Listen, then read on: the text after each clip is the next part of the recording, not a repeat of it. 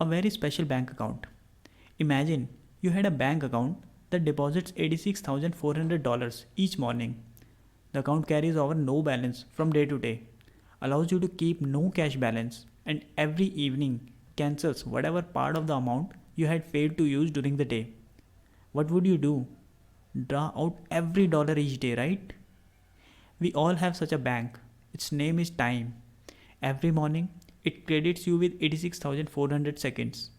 Every night, it writes off as lost whatever time you have failed to use wisely.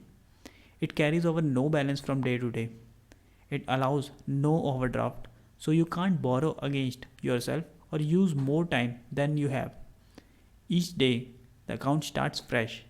Each night, it destroys an unused time. If you fail to use the day's deposits, it's your loss and you can't appeal to get it back.